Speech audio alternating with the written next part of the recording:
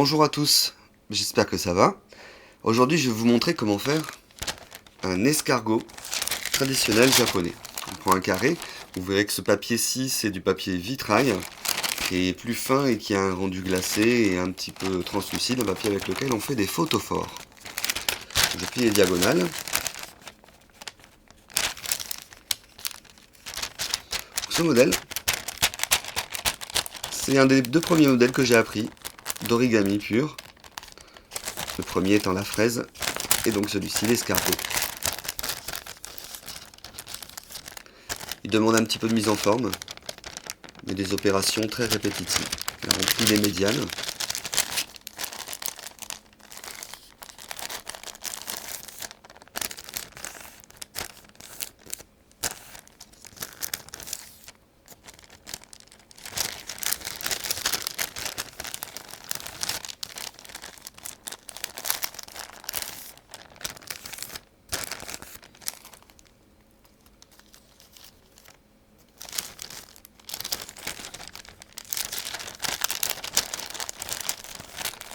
Maintenant, on inverse la forme de base. On se retrouve donc avec la forme de base de la bombe à eau, la forme de base de la grenouille.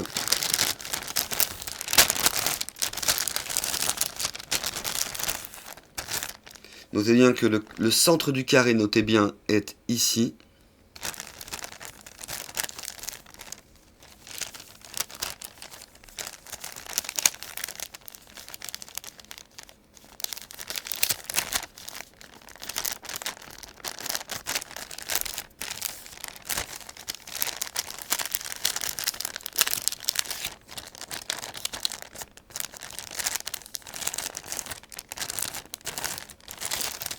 On réouvre ses plis.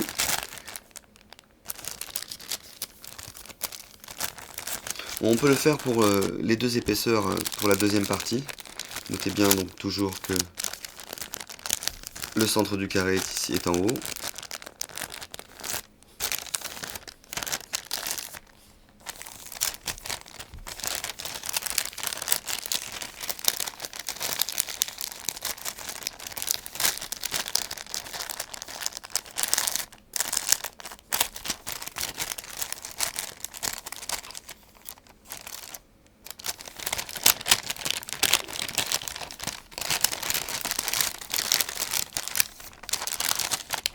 J'ouvre un volet à gauche,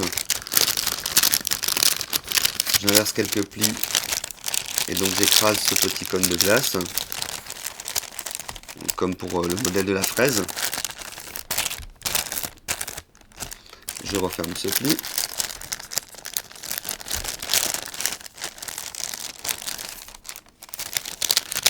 Pareil à droite, j'inverse le pli.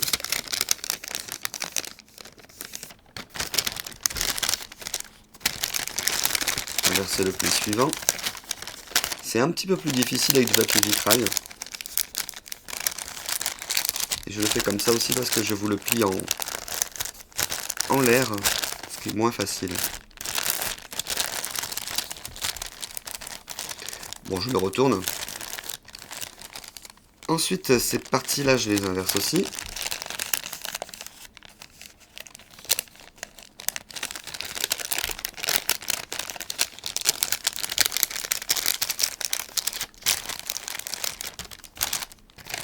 À gauche comme à droite. Alors voilà, la manipulation est vraiment très particulière par rapport à ce papier.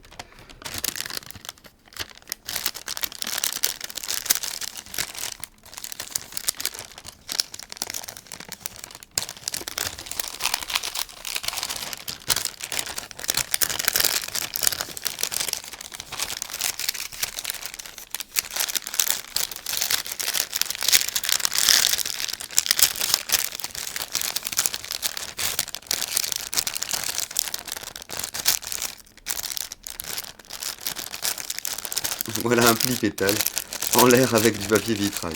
Bon. C'est pas mal, bon, c'est pas mal, c'est pas mal. J'avoue, j'ai un peu galéré. On peut moins s'embêter pour les deux volets de derrière qu'on replie. On va faire donc comme quand on fait avec la fraise, un écrasé. faire le petit cornet de glace qu'on replie sur lui-même. Même replier sur lui-même, c'est pas évident à faire. En fait, avec ce papier vitrail, inverser les plis, c'est beaucoup plus difficile qu'avec un papier normal. Mais ça a l'avantage, si on ne marque pas les plis trop fort, c'est de garder la fibre plutôt intacte, et donc le pli de qualité.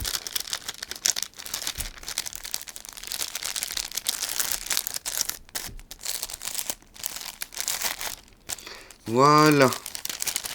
Ah non, j'ai pas encore fini, il faut encore que j'inverse le pli du centre. Voilà. Ok, on revient à ce qu'on était tout à l'heure. Et cette partie, c'est le ventre de l'escargot, et ça sera la coquille, cette partie en bas.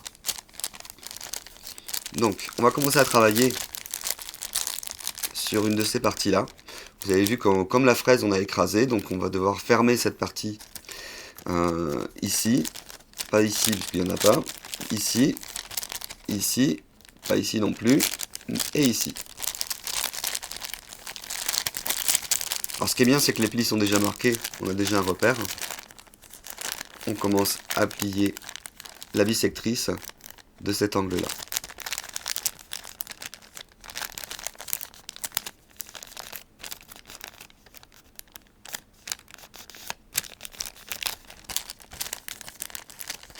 On suit le pli qui était avant, bien jusqu'à la pointe, et bien jusqu'en bas. Et on plie une troisième fois. Voilà, on doit se retrouver avec ceci. J'espère que vous voyez bien. C'est une longue pointe qui descend un petit peu plus bas que le pied de l'escargot. On fait pareil de l'autre côté.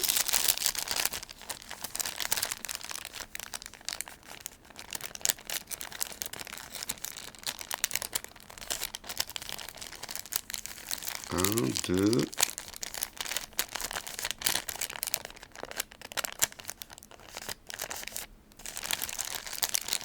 Et 3.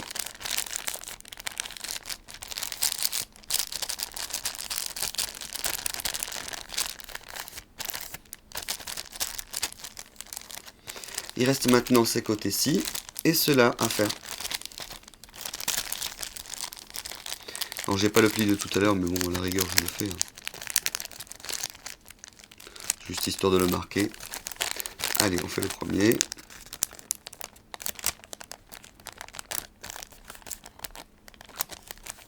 Le deuxième. Les ongles c'est pratique aussi. Mais je les ai coupés comme vous voyez. Et le troisième.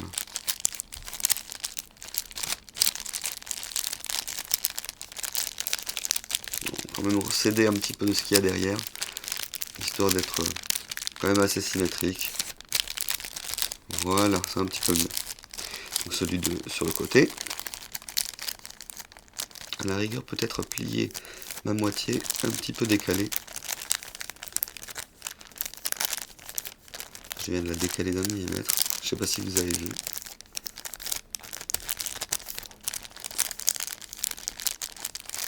Et voilà.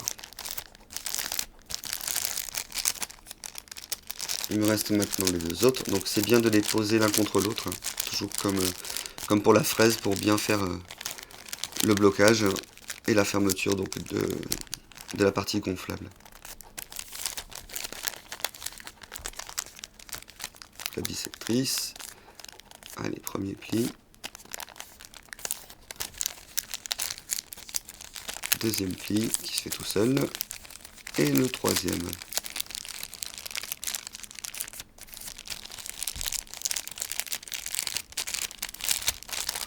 Là, et maintenant à côté, le dernier.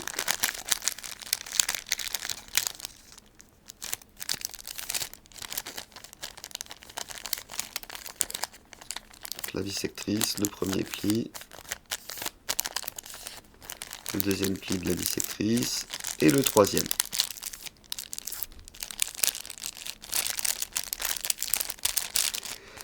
Voilà, donc je remonte, je le replie sur lui-même. Important toujours d'avoir autant de papier de l'un côté comme de l'autre.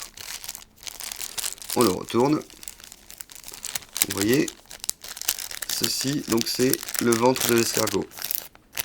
Je refais ce pli parce que j'ai un petit souci là. Voilà. Le ventre de l'escargot. Entre là et là, il y a un pli ici, mais on va le faire aussi de l'autre côté. Important de bien le plier.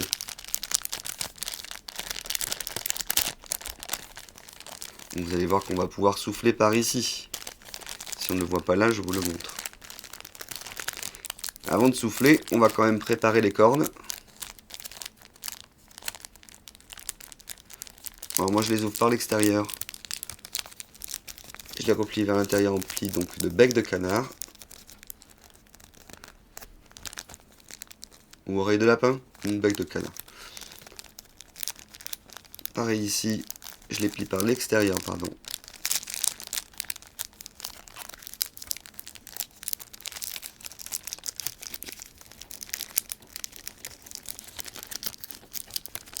Petit canard.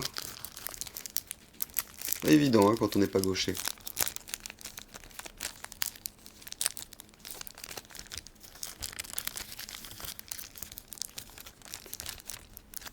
Voilà. Ce sont donc les cornes de l'escargot. Toujours à évoquer un escargot. Il n'a pas 4 cornes, il en a 2. Comme je vous parlais dans mon... Non, je vous en ai pas parlé.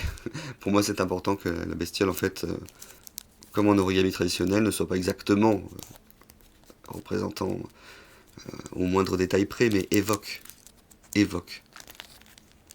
quelque chose, évoque un animal. Vous voyez, j'arrive donc à passer cette partie à l'intérieur. Si j'arrivais à la sortir par ici, ça serait bien, je pourrais faire un nœud. Voilà, vous voyez, hop, elle est sortie par ici. Elle est allée se cacher dans la corde. Voilà, je l'ai là. Donc je la remonte. Je la rentrerai après. Mais c'est bien parce que comme ça, après, en suivant, quand je vais remonter la tête, j'aurai de quoi solidifier cette partie, puisqu'elle a tendance à se déplier quand on fait les plis de la mise en forme finale. Voilà, je me retrouve, donc on se retrouve comme ceci. On a fait le pli tout à l'heure là, comme ça. Vous voyez cette partie là, donc c'est la coquille. Il va falloir gonfler. Donc je vais souffler par ici. Une fois que vous avez soufflé, vous voyez, donc ça a gonflé. L'idée donc c'est de la mettre en forme. On peut déjà commencer par mettre en forme d'abord le corps. Ça c'est ma technique à moi. Voilà, vous voyez, je pince la tête et la queue. Ensuite, d'attraper la base de la coquille. L'autre côté pareil. Le plier sur l'escargot.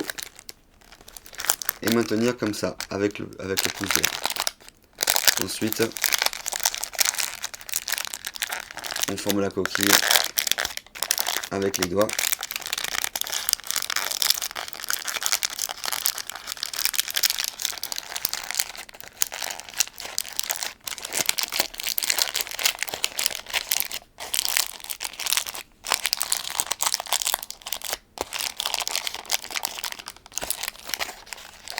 Chacun sa technique. Hein.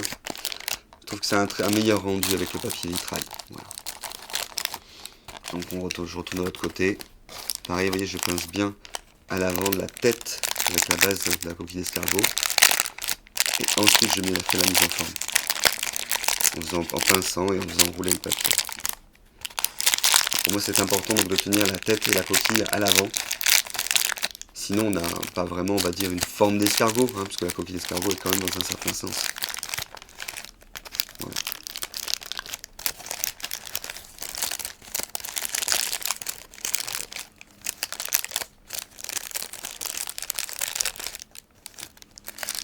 Voilà, vous pourrez vous amuser donc à faire cet escargot très facilement.